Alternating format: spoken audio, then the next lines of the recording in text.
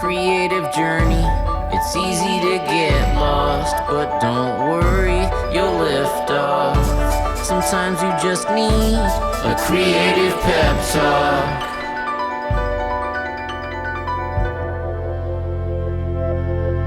So I don't know about you, but I pursued a creative path because I thought making creative work was fun.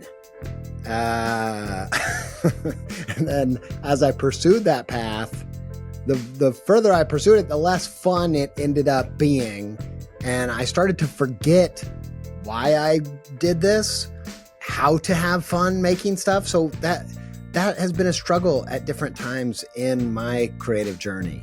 And so I'm guessing you can relate, whether you mixed money into it or social media into it or just pressure from yourself. It's easy to lose the fun. And so today on the show, I'm going to chat with a picture book artist and newly picture book author, Eliza Kinkz, is on the show. And this person is just a fun master. You know, every time I talk to her, I've run into her at different picture book events over the past few years, and she just brings so much joy and fun to everything that she does. Her work is just brimming with life and humanity and fun. Her book, she's got a few different books that she's illustrated. Goldie's Guide to Grandchilding, which is hilarious and fun. Papa's Magical Water Jug Clock, that is written by Jesus Trejo, who I met, who's a stand-up comedian and is just a great dude as well. That book is hilarious, and there's so much chaotic stuff happening in the illustration. And so I was pumped to have her on here because she just came out with her new book called MISTACO. And it's right there if you're watching this on YouTube. And I was so pumped to talk to her because I wanted to know, how do you have so much fun when this is your job? Because I'm always looking for ways to get more fun into my process and remember why I love doing this and why I pursued this in the first place. So there's this thing's full of fun. We laugh a lot, but there's also a lot of takeaways for you, for me, and then I'll be back at the end with another takeaway. It's going to be called the Permission to Play CTA. This is your call to adventure, how to put some of this stuff to action. I'll be back for that, so stick to the end for that. But for now, here is my conversation with Eliza Kinkz.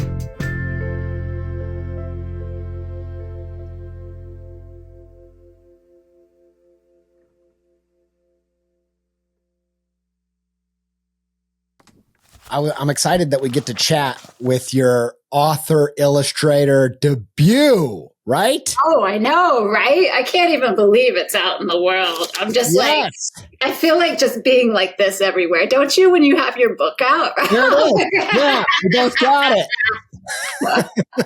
It's very exciting. It is. Oh my gosh. It's called MISTACO. Yes. Oh, right? Yes, MISTACO. It's great, and it's funny, and it's heartwarming and gooey, and I loved it.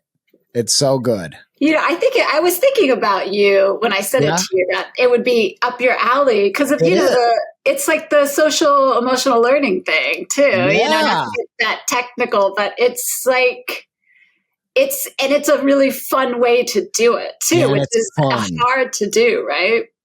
Absolutely. And, you know, we have this in common that we're making picture books for kids, which is, you know, I like having that stuff in there. I like, you know, making stuff that's good for kids, but even more, you know, good on a social emotional level or things like that. But I also, Sophie and I make picture books together, my wife and I, and we're always thinking about, but would kids like it? That's the first thing. Yes. Oh my God. And I feel like not enough people think about that, which is shocking, right? With children's book, you think, and I don't know if it's people just get, you know, so turned into an adult, do you know, like they can't connect anymore. And then thinking about the business side of publishing, or just get, gosh, I'm sure, you know, it's just like publishing that industry, they chew you up. It's a beast. It's, it's an old industry. Yeah. And there's a lot of competition, and, there's some incredible people doing amazing things there, but Yeah. I think it's a tricky situation too. I think, we don't need to go super deep into this, but I thought that, the two things that come to mind for me, I heard someone say, this is kind of a bad comparison because it's kind of degrading to kids, but they said it's kind of like, I can't remember who said this. It might've been on the podcast, but they said, it's kind of like dog food where the dogs aren't the one buying it. So this is the problem that you get, is that the parents and teachers and therapists and librarians, they're the people buying it. So often the books get made for them instead of the kids. And, that becomes pretty tricky. And I also think that it's a thing of, there's a really good bit in this book, 4,000 Weeks by Oliver Burkeman. And he talks about how a lot of us think about what makes a good childhood is what turns a kid into a good adult, rather than a great childhood for childhood's sake, of like what makes a childhood great based on what it feels like to experience childhood. Does that make sense? No, it makes so much sense, because just the minute kids come out, we're like, grow up. Yes. Is this going to help you bring value to stockholders one day? Like, that's what we're thinking about. Yeah. And I mean, it's just ridiculous, like how just the minute we start making marks on paper, even, it's like, well, can you write your name now? So we can go ahead and put that on a worksheet. So you can go ahead and start writing and start learning, when really writing, when we're first starting off, is just drawing. Yeah. And it should be, embrace that, like, it's like we forget that, we disconnect from that just because of the outside pressure of the world. Because we're like told, like, stop playing, get to work from a young age, and it's even in schools, it's like recess is less and less and less, when it should actually be more and more and more. Like, as we grow older, we should still have recess. Like how often does it reset you when you're doing art, just to, even though we're very fortunate and to be in our careers where we have studio spaces, but it's just going outside and like just touching some flowers, or just looking at something you see random on the ground. You're like, where did that come from? Yeah. And I bet, that's what I love about you and your books, is that I have to believe that kids are crazy about them, because even down to your author photos are hilarious. The one in this book, you look kind of like, what is it? Is it Hannibal Lecter or something? Oh my God. I know. I was like, I love it so much because of that, even more. Like, hello, Clarice. Can you tell people what your author photo is in this book? I'll show it for the people that are watching on YouTube, but. Oh my gosh. It's so, like, one of my illustrator friends was like, that is completely terrifying. It's what you did as a kid with a tortilla, It's like you're like, got the tortilla and you immediately like, I can play with this item. And so you would bite like holes in it. And then all of a sudden you have this mass that you hold out and you're like sticking your tongue out of it. But then you're like slowly eating it too, as you're doing it. And it's an amazing, because it actually is a food item that as like, I guess depending on the parent, but I think most parents are like, okay, because your kid is eating it. So you're like, well, play with it. It's not causing a mess. Into a mask first. Okay. Just as long as you eat it. Yeah, you're eating it. You're like, okay. And it's not making a mess. And you're like, and it's fun. Like I actually, at my story times, I've been bringing tortillas and then encouraging kids to do it. And it's just amazing. Like just seeing the little, like how they bite into it just to create it and everything. So good. Oh. And it's funny, they're like doing creative things even in the way that they're eating, which is awesome. And I want to talk a little bit about how, looking at you do your press and your author photos and the way you approach your work, there's just so much fun in every bit of it. And I want to get to that in a little bit. But first, I just want to say, like, this book, being your first one that you wrote and illustrated, it's really huge because from what I have gathered, you've been pretty obsessed with picture books all the way back into when you were really little, right? Mm-hmm. And I heard you tell a funny story about stations, as I don't know if it was first grade or something like that. Can you tell people about that? Oh, yeah. So when I was in kindergarten, they usually teachers, to control the classroom, they'll have like little stations. So like it'll be like a little kitchen play station over here. There'll be a station where you do worksheets over here, like you work on a letter. There'll be a station over here. And so they had that one day. And then one of the stations was picture books. And so the idea is they had 5 stations. So by the end of the week, you would have 5 different activities you completed. And so the first day, I was at the picture book station and I was just like, I love this. I love it so much. And I remember that, like, I still have that feeling when I make picture books, actually. Yeah. It's just like my heart burst out of my body. And I was just like, this is what I want to do. And so the next day they were like, go to the next station. And I just was like, I'm just going to pretend nothing's happening and I'm going to stay at this station. And so by the end of the week, people had 1 picture book each, and then other activities. And then me, I had like 10 picture books. They're like, wait a second, what's going on? We've been scammed. You've been doing the same station every day this week. Yeah. I know. And I remember my teacher not being happy about it. And then, really? and I felt that, I still feel that guilt of like being like, but it was like, if I was that teacher, which I would be a horrible teacher because I would like be like, let's just climb trees all day. What? Yeah. Standardized testing. Forget that. But actually, it sounds like I'd be an amazing teacher. Yeah. But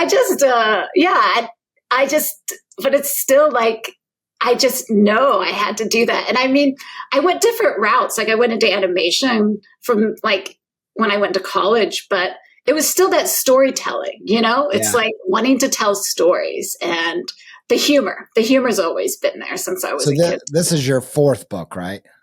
Yes. So this is my 4th book. And this is the first one that I've written and illustrated. Yeah. Do you still feel this like thing, like you're getting away with something? You're going to do your like end of life review in the afterlife and you're going to be there and you're like, so what'd you do? Here's my 10 picture books I made. You feel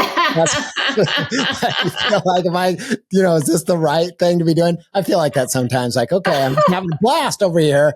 I'm making this stuff. But I wanted to ask you about that. So you loved picture books, clearly, loved making them. Mm-hmm. Why did you go then into animation in school?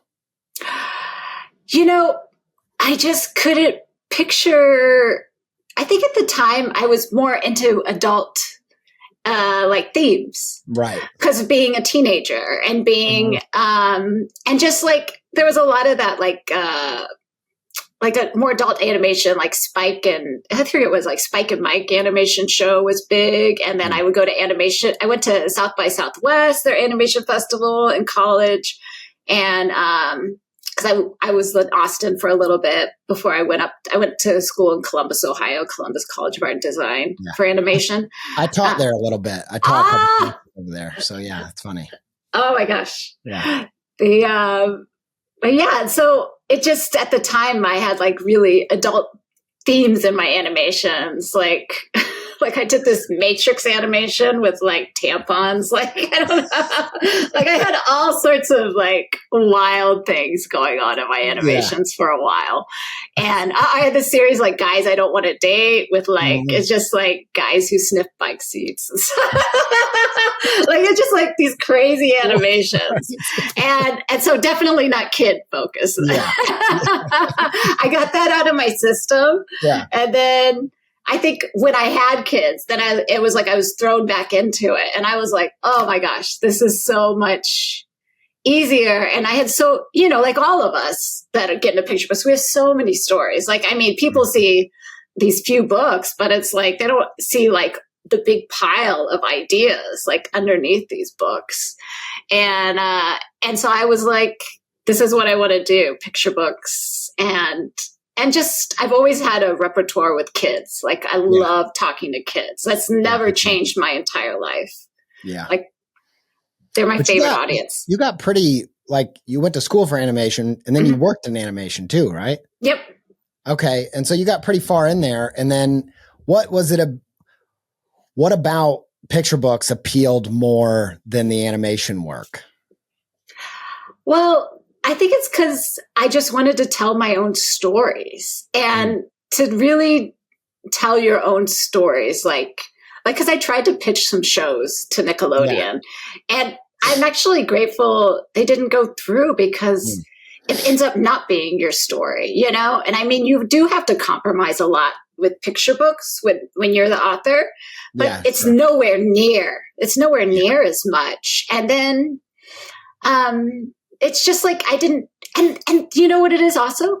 I didn't feel the love for animation that I do picture books. Like I just felt immediately at home in the picture book community versus the animation community.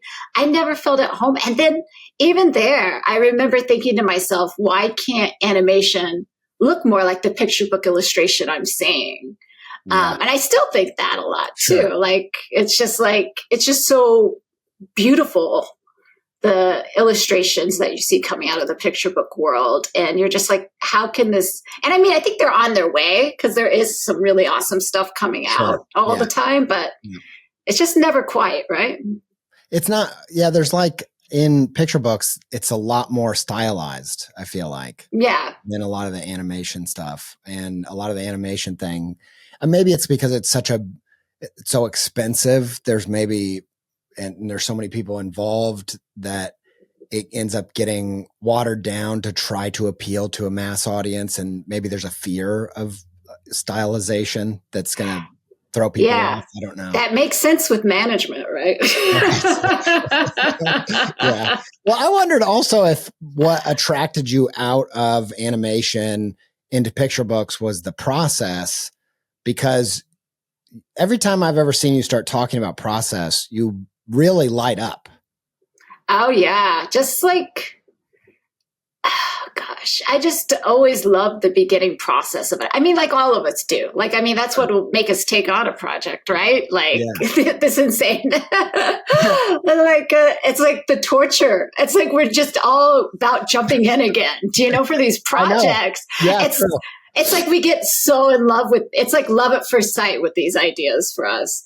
And so, and I think that's the thing. It's just like, I want to do a lot more ideas. I want them to be finished quicker. Yeah. Like animation is long process, especially if you're doing independent animation too. Yeah. And even if you're working with a few people, it's still so long. And also I just love having my hands on everything, right? It's like you're sort of like at the beginning process, you're writing it. You're like figuring out how this world looks. And it's just, and you know, the thing that I think is the real struggle for a lot of illustrators, because it's like our audience is play-based. They're play-focused. Like they want us to play. Like you know, any kid you go up to is immediately ready for you to play with them. Like 100%, like more like 5 billion%. And it's really hard because you want to keep that play in your books, but it's so hard to do, right? Because you get involved with these projects and you'll be looking at everything so long that it's like becomes work. And so it's very tricky. It's picture books are so tricky with that, to get that play still in them, because when you have that play in it, kids know it. They know it. Yeah. So I completely agree with that. And actually, you know, this is what I was kind of suspicious about this, where the work feeling alive and playful, I know is important to you. And I know that, you know, the speed at which you can make animation and how cumbersome the process is, just in terms of length and how alive you can stay in the process, seemed like it was hard for you. And then you found this process in making picture books, which is pretty unique. I don't know if you feel that way, but when I've seen how you go about creating picture books, I think it's pretty unusual, but it's very focused on keeping it playful, keeping it alive, right? Mm-hmm. Could you talk a little bit about how you, like from start to finish, how you go about making picture books? And you can speak to, I really loved hearing you talk about how even when you get the manuscript for a book that you didn't write, how you'd instantly start drawing in there. So if maybe you could go from there to like just how you complete a book, because I think that you're totally right that I don't think it's just picture books. I think it's every project that you're going to try to create a finished piece of work. Everybody knows that capturing what's in the sketch in the book, like everyone knows that's so hard. Trying to capture what's on the demo tape into the song that you put out it's really delicate art. And I think that your kind of obsession with process seems like it's all about figuring out how to carry that. Like, I'm thinking like a, egg and spoon race kind of thing. There's like a weird thing, like a delicate balance. But maybe you could start with the manuscript and just talk through how you approach it. It is so true. It's such a delicate balance. Like I feel like I'm constantly doing this dance and I'm like holding like a stack of plates, and on top of the stack of plates is like folding cards, and it's just like, and then on top of that is like a flamingo or something. Like it's just like the wildest setup. You also love flamingos, I have to say. I do love flamingos. Our flamingos amazing. I mean, look, I have a flamingo like right here in the background. That was like one of my kids' favorite toys. I keep stealing it back, and he keeps stealing. Sorry, I didn't mean to cut you off. No, I'm the one that brought up flamingos. Either if I'm doing the story, or it's like always drawings and images and words are always playing together. Mm-hmm. And so if I get a manuscript, like even if I'm the one that wrote it, and I'll print it out, it's like I draw over it like you would in the margins of your textbook as a kid, like you just get so bored, just like I can't stand this anymore. Just like draw little things or just draw doodles or whatever. And so I just like look at the words and it's like, what is this image, or what is this word triggering? Like, what kind of image am I seeing from the sentence? And so I'll just go through and just draw everything. And some images, don't make it past that draft, but some images ended up being carried throughout the book and make it to the very final. And so from there, I'll take those images and I just try to be very rough, very rough. I'm always like, when I talk to students about this, I'm always like, do not be precious at this stage. You can never be precious. Like, I mean, and it's like, take a note from kids. Kids aren't like precious with paper. They're like, do like one little drawing on the side, throw that paper away, and then go to the next one. Yeah. And it's just like, you can't be precious, especially at the beginning. You just have to like just marks of what's sort of going on. You know what's going on. As long as you know what's going on, like that's all you need to worry about.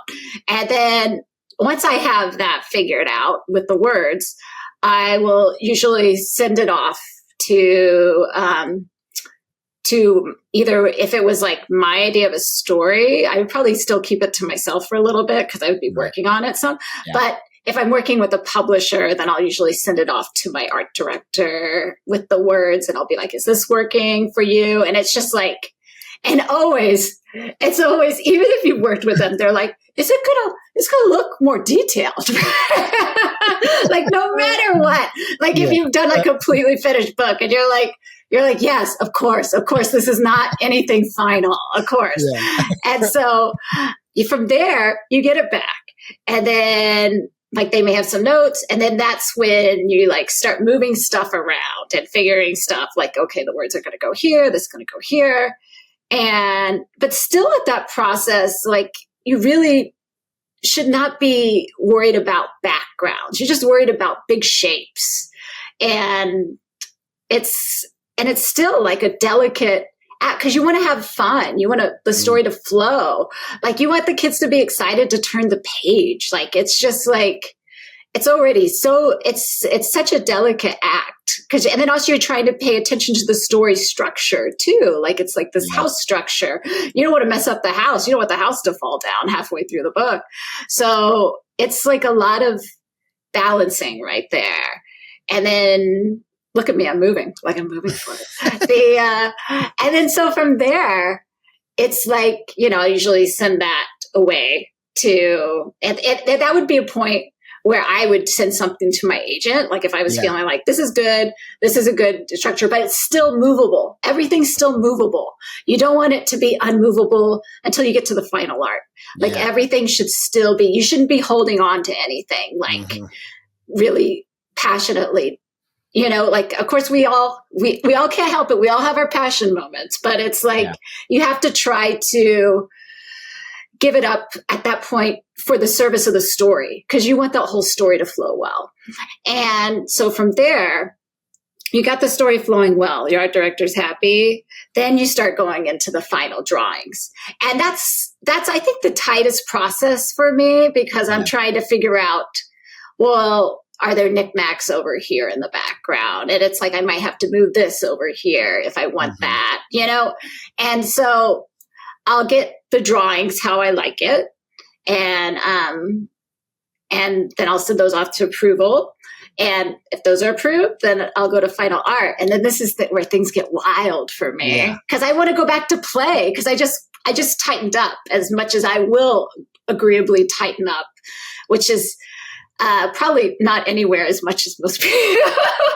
But so I want to play now. And so what I'll do is with these final drawings, I'll put a piece of paper over that drawing that's very detailed. And then I should add before this. What I'll do is I'll do a color sequence. So I'll figure out the color sequence for the entire book, because I want to make sure stuff is repeating, stuff is like the colors I want for each section, because there's sometimes different emotions on each section or different feelings going on. But you still want it all to work together. And so I'll do a general color sequence for the whole book, but it's small because I don't want to be too precious with it. Like, because I want to let other colors come out. If they want to come out to play, they can come out to play. I don't want them to feel intimidated by my color sequence. So from there, I have my finished drawing. I put a piece of watercolor paper on it, and then I add color. Like I don't draw the drawing exactly. I add some colors. Like I'm not precious too. Like sometimes it'll be matte pencil. Sometimes it'll be pastel. Sometimes it'll be like a little bit of watercolor. I'll just mark where stuff is. Yeah. And then from there, I do that with every picture book image in the whole picture book. So I have those papers ready to go. And they're just papers where you've put color on it. Yeah, it's not like anything final. And it's like, and if somebody looked at it, they'd be like, what is this? It's like, this is like very abstract new work from you, Eliza. Like if anybody came to my studio, like it wouldn't look like anything. And so I lay those all out next to one another. And then this is where it gets really fun, is I paint the entire picture book all at once over the course of like, usually it's a month about, I'll lay it all out. And so there's a certain lay it out. Can I just? Oh yeah, please do. So, please do. So you'll paint it all at once, where you have your tables set up in like a U shape. Mm-hmm. Yeah, it's like a big U shape. Imagine, and they've got all of the spreads out individually, and they're all being painted kind of at the same time. Like you're moving around painting this over a month. You said, right? Yeah. It's awesome. It's really cool. Oh my gosh. That way. And why do you do that?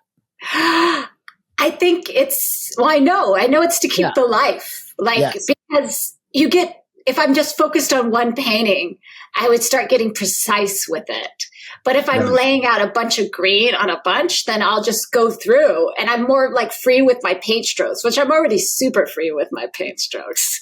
But it's like, I get like even more because I'm like, oh, let's paint over here. Let's paint over here. Oh, this color would actually look good right here. Maybe I'll put a little right here. It's not as like. And then you also, I've heard you like, then you're going to add it to other spreads to make sure the colors are working through. Yeah. Like you're doing that makes tons of sense. The thing that, so I love all of that. It's really fascinating.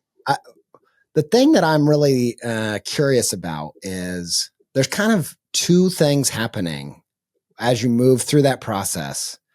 One is you're like the steward of something. I think you call it the life, but I think I don't know if that's the only thing it is, but you're like protecting this really delicate thing that's really important to you all the way through the process. And you kind of have an intuitive sense of like what you need to do to make sure that it's there.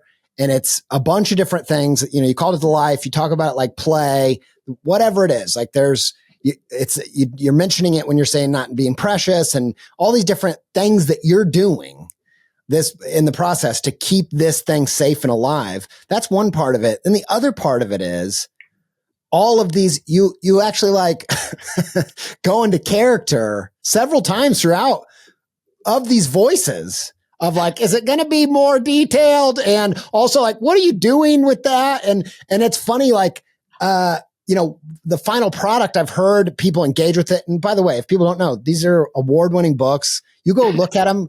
They're hilarious. I think they're undeniably great, but I think also people don't really know how this comes together or why does it work or whatever it is. So as you're moving through that process, you're doing that thing where like, your job is to take care of this thing, even though you have these voices that are clearly, you're aware of them. I don't know if they're in your head, but there's voices from the outside that are like, what are you doing? Why are you doing it that way? What's happening? How, like, I don't know if you could speak to what do you think you're protecting? And then how do you get yourself to give yourself permission to do that when there's all these other people maybe questioning you? I even think, I'll add one other piece to this where looking at the books that you've done for other people, one of the things I love about what you're doing is you're writing with pictures, which is like I think the ideal for illustration where you're adding a bunch of stuff to the story that isn't in the text. That's really adding a lot of chaos and funny and all this stuff. And I'm just thinking, where do you get this confidence and permission when there's so many people in the process that are like, what are you doing? What are you protecting? And how did you find that like confidence to do that? I think it's just I just love this so much. All these questions you just think. It's like, what are the voices in your head telling you, Eliza, right now? What are they telling you? Are they here right now? Of course they are. They're all around me. I just love. This is so good. And then I love, like, somebody in publishing once said, like, nobody could get away with this except Eliza Kinkz could get away with this. Like, and that's what I feel like. I feel like I'm just so playful that I like at every level of publishing, I'm just like, let's play. What are we doing? Like, why are we running around? In animation, though? No, I don't think so. And I think it's the kids. Like, I'm around kids a lot nowadays with, like, I'll go do school visits and I talk to kids. And then I have kids too, and like, I spent many years being around them too. Like I took some time off and just was like playing with my kids. And I mean, I probably would have liked to play a little less with my kids, but the cost of childcare like made that not possible. And so, but I still I was playing with them all the time and just going places and stuff like that. And I think I just get so excited about making these books that I'm like, let's throw this in, let's throw this in, let's put this in, like, let's put this in. And I think it's probably a lot of the cases I overwhelm them with so much stuff that they're like, okay, I think this is working, I guess. Yeah. It's like, you put so much out there that they bring it back a tad because they're like, okay, I get all that. But then you still got away with tons because you've thrown so much at them. Yeah, I think that is the case.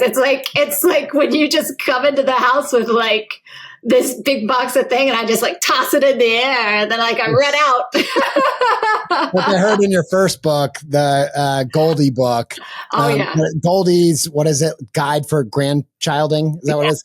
And I heard that it seems like a similar thing where you put so many fart jokes into it that they were like, the only thing they could say is like, maybe a little less. And so you still got ones in there. I do. Oh my God. I have so many in there. I can't believe they let me get away with it. Oh my gosh. They let me get away with so much with that book. I showed that book at one school and one of the girls was like, I think this book is inappropriate. And I was like, my job here is done. Yeah, that's the job of the artist.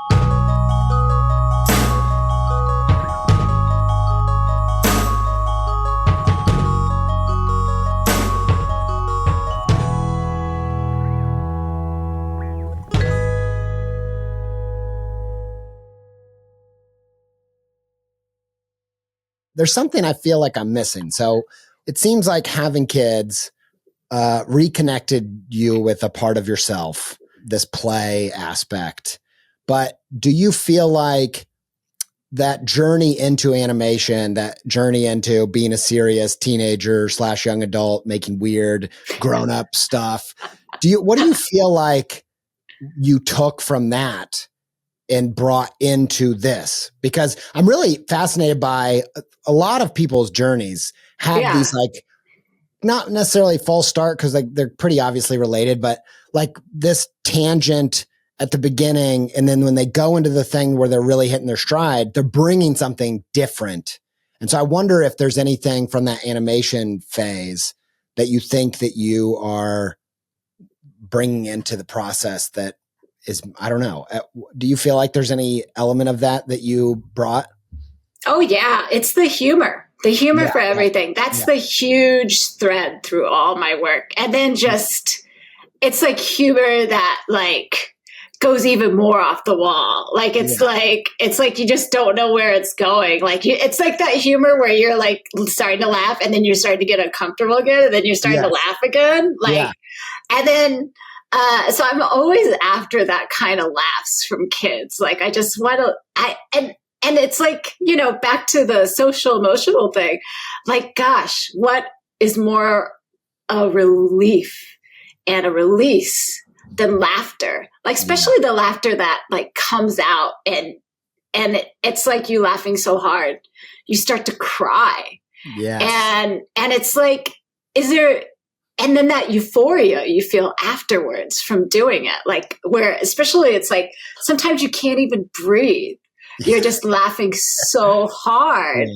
And it's like, I think that's the biggest service we could actually do as picture book creators is laughing. Like, it's just like, just for these kids, because it's like such a safe way to be emotional in school, like, because there are a lot of the times it's like, they have big emotions, which, oh my gosh, I love. Like, wouldn't you love to just like see they're out of something at the grocery store and like lay down in the aisle and be like, why, where is my favorite pickles? Why? And then just have the grocery store manager come over and be like, there, the pickles are here. The pickles are here for you. And then you're like, no, it's too late. I'm so emotional now. Just like letting it all out. Yeah. Oh, and it's just like, and it's not safe a lot of the time, for us to have those big emotions. But oh my gosh, laughter. Ugh. just releases it all. That's really interesting. I hadn't even thought a ton about laughing as kind of connected to emotion, but it is a huge emotion, and it is a huge emotion that is kind of socially acceptable to engage in. But then, I've heard stand-up comedians talk about how it also is a real disarmer. And it's where you can, and that's kind of the interesting thing about if you end up getting too heavy-handed with your message or coming in too strong with teaching in a book, then you're not going to disarm. You're not going to get engagement. And so I do think, I think it makes tons of sense. And do you think, I think in entertainment, animation's more in that entertainment world. It's more removed from education than books are.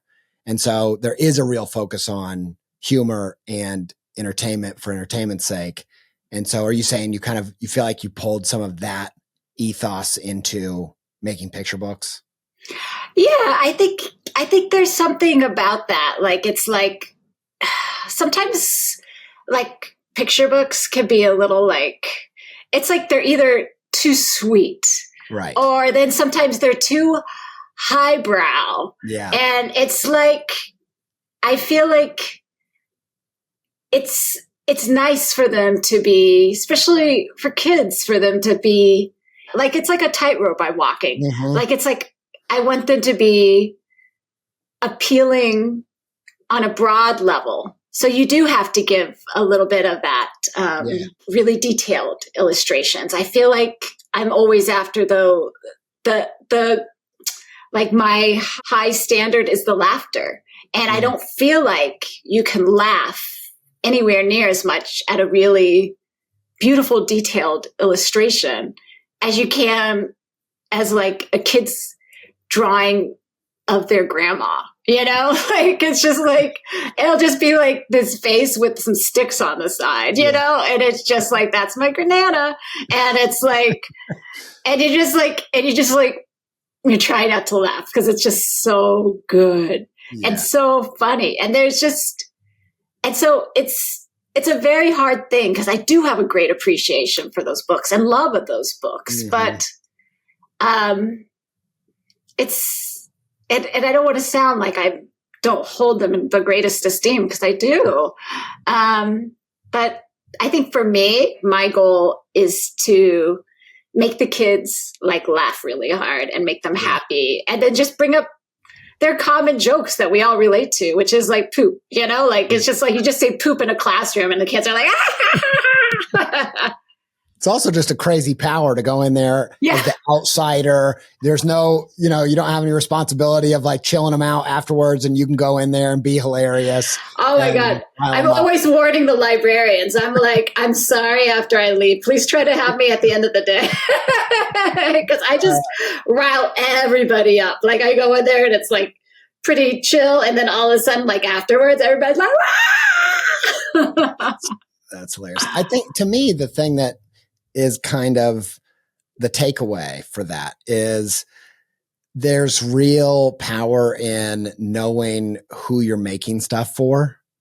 And I've thought a lot about this recently, this idea of the artist's trap, or the comedian's comedian trap, or the musician's musician. And I think that there, maybe for some people actually, that is their target. And that is really what they want to do. They want to make their music for the top musicians, and they want to be that. And I think about things like, I'm a really big fan of this.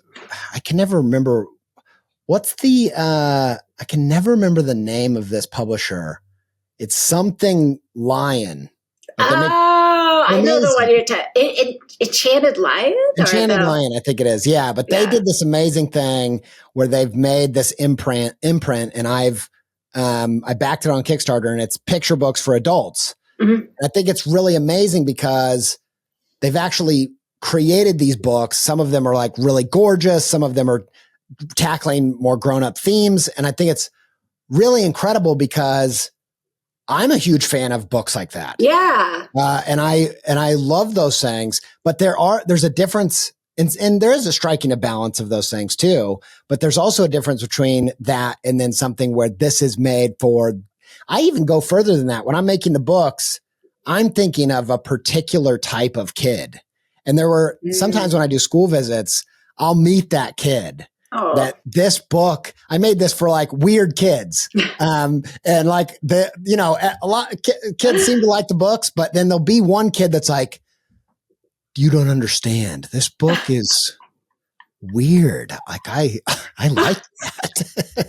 And so I think there's something about, I guess I'm trying to get at like, that seems like part of what you're protecting away from those voices. You're protecting like, no, I'm protecting this book for it to be what it needs to be for who it's for. And does that feel right to you? Yeah, I think I'm protective of giving kids books that they would love, you know, like I know, like, cause I recently had a librarian tell me like a kid saw my book and they like got it and they were just like holding it and they looking at it like, and then they were like, this book was made for kids. Yeah. And they said that. And I was like, that's true. That's exactly right. And then she's like, yeah. And I was thinking of it after, and a lot of the picture books don't seem to be made for kids. Right. But yours are. And I felt like that was one of the highest compliments I've gotten recently from a librarian. I was like, especially from a librarian too, because they know it. Like they're seeing books day in, day out, what comes in, what comes out. And that's exactly what I want to hear from kids, that because I did make it for them. I didn't make it for my publisher. I didn't make it for my peers. I made it for a 6-year-old that wants a book that they want to look at again and again, and they want to laugh a lot. I think, it makes me think like it's really easy to fall into that trap of making work for your peers. I think it's important to have FaceTime with the people that you're trying to make stuff for, so you can remember why it is you're doing this. Just like you do with kids, but any artist could say that, because it's easy to fall into the circles of your market or industry or whatever, and then start valuing what they say is important. And that can be a big distraction. Yeah. I mean, that's one of the things I've always encouraged younger children's book, illustrators, people wanting to get into it, is like, are you around kids ever? And I was like, and then some of them were like, no, I'm not around kids, or I don't have kids. I'm like, well, try to figure out a way that you can be around kids. Like, cause there's the really easiest way is you can volunteer very easily at an elementary school in your city. And they have I mentor at a elementary school nearby, and it's only like a half hour of my week. But then I get so many stories in the case of 30 minutes. Like the other day I was there and these girls were taking the trash out for their teacher. And as they were dragging it down the hall, they were leaving this long, slimy yogurt. It was like all Yoplait. I don't know if that bag was entire Yoplait discarded packages, but it was like Yoplait all the way. Like I was just watching them. Like I was like, I did something. And then I was like, should I say something? And then I didn't want to say anything because I didn't want to get them in trouble. Yeah. And then I thought about grabbing a mop because I saw a mop down the hallway. I was like, maybe I should just start slowly following.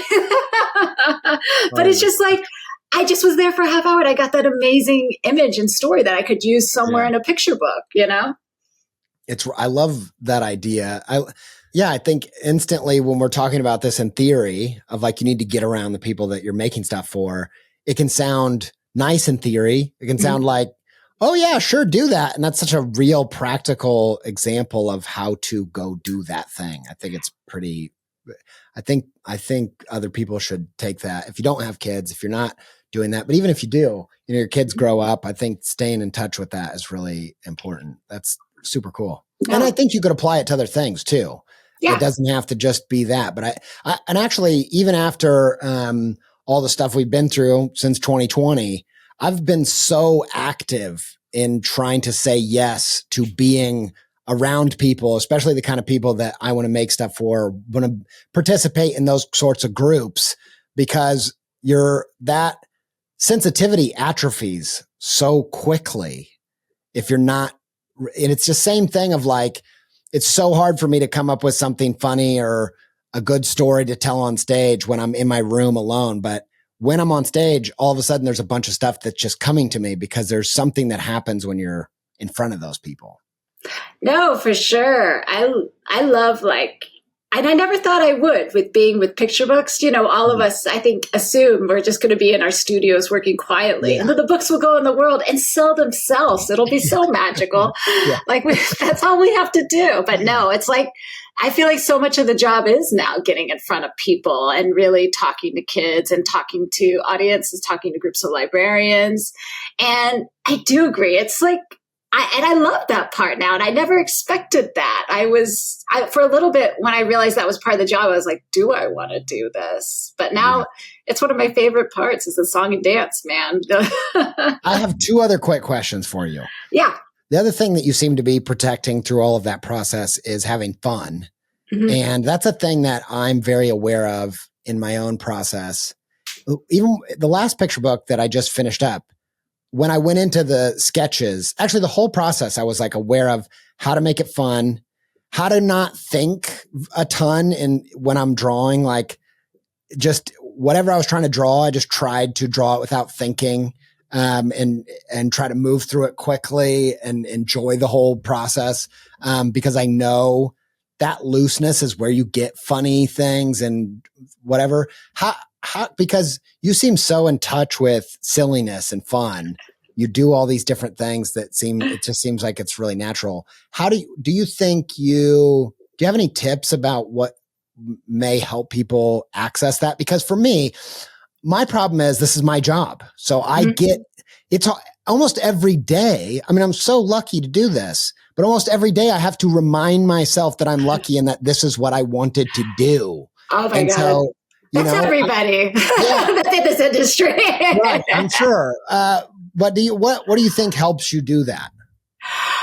Gosh, I think it is paying attention to my moods as an artist. Like, because sometimes I don't want to do drawing and stuff like that. And I mean, there's of course times you're like under deadline, you got to do it. But if I'm not under a really immediate deadline, I pay attention to that feeling. And I'm like, well, what do you want to do? And I like talk to myself like that. And then myself will be like, I just want to go play Stardew Valley.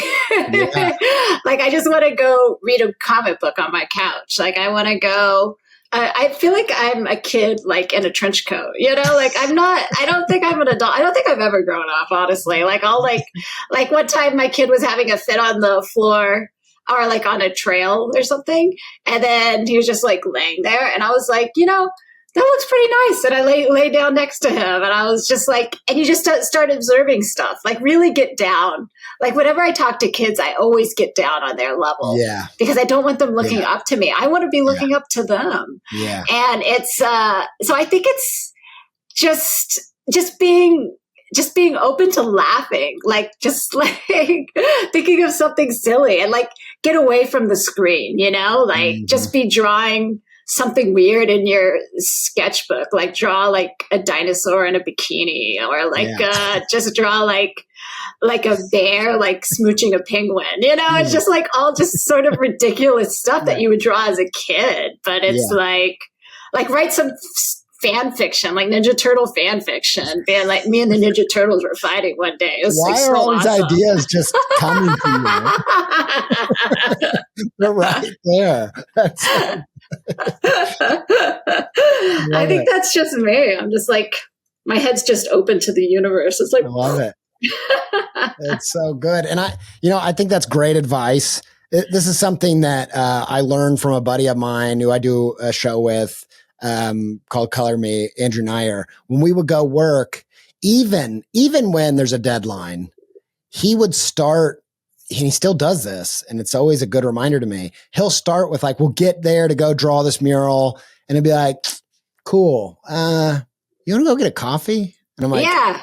okay, like I think we're supposed to be doing the work. And I'm just this like anxiousness. But what ends up happening, even when I wasn't doing this full time, if I had 2 hours or 3 hours on a Saturday, it would work to start with kind of like in therapy, like a dropping in to what are you feeling?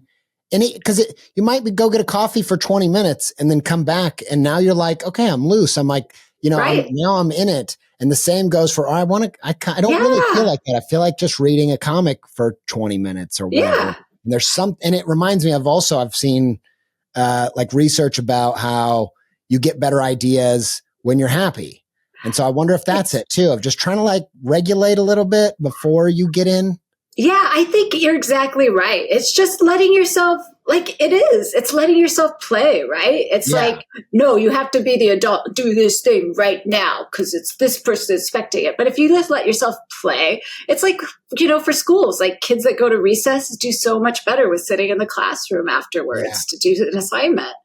And it's like, I think we have to remember that as adults, we need to play too as well. It's not like we're meant to be working these like 10 hours that we tell ourselves we have available to do art, we need to be taking care of ourselves and realizing that rest time is just as important to the art. I like that, play is this thing of you can't play because you have to. So I like this, that's like the opposite energy. So I like this hacking your brain because you want to get in that play state while you're working.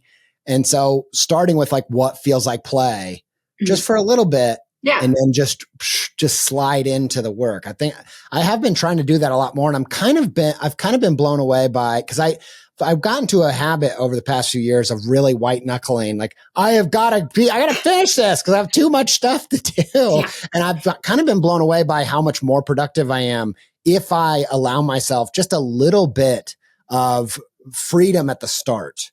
It's so true. Yeah. Oh my gosh. Just that freedom at the start and not making yourself just drag yourself into it. Like actually just being like, well, I really don't want to do this. Well, what do you want to do? And it's like, and then your workflow's so much better afterwards. You get so much more done. It's crazy. Yeah, it's crazy. All right. I could talk to you for a lot longer. I'm very excited about your book, MISTACO. It's very funny. There it is. You got it right here. Very funny, very heartwarming. And I think it's really great. Everybody should go get it. Where can people find you? They can find me at elizakinkz.com, or you can find me also on Substack. Just look for Eliza Kinkz. Just hold some cheese in the air or something. Well, thanks for doing this. It was tons of fun. It was. Thank you so much for having me.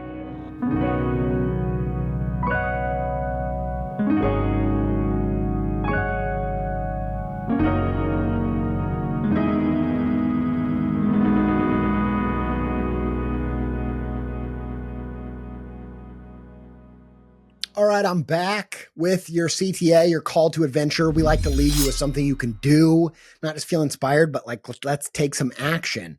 First, I got to say thank you to Eliza Kinkz for coming on here and spending some time with me. Had a blast chatting with you. Hope to see you soon. Best wishes for the book launch and what have you.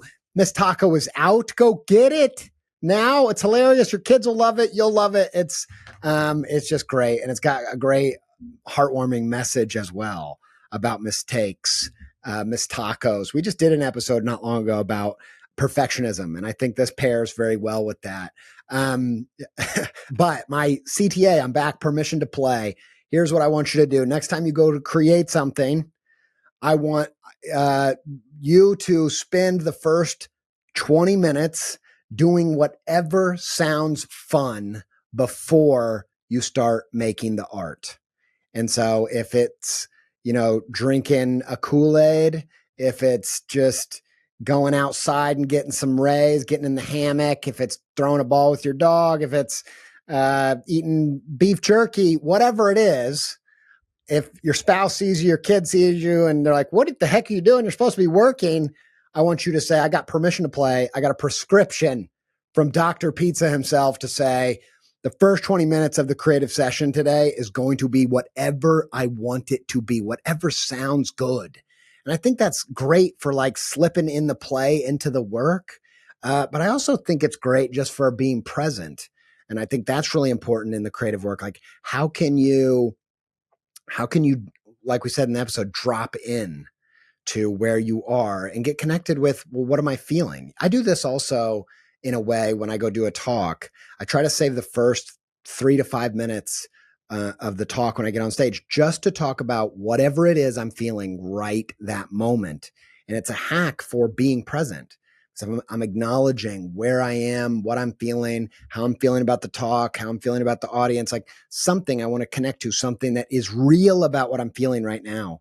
And there's something about that that makes me so much more present. So you can do that in your creative practice. You can say, what do I feel like I need for just 20 minutes? And see if it helps you not just be more productive once you get into the work, but also more playful and more creative once you start getting in there. Because I've been doing this really consistently, and it's kind of changed. It's really helped me too with just stress, chronic stress, just having a little bit more lightness to the work. And it doesn't have to take forever. It doesn't have to throw off your whole creative session. I know the time is precious. I'm not talking about spending a whole day goofing around, although that's good sometimes too. Anyway, thanks, Eliza, for being on the show. Thank you to Sophie Miller. I did a whistle like I was Gopher from Winnie the Pooh, or that Gopher from Lady and the Tramp.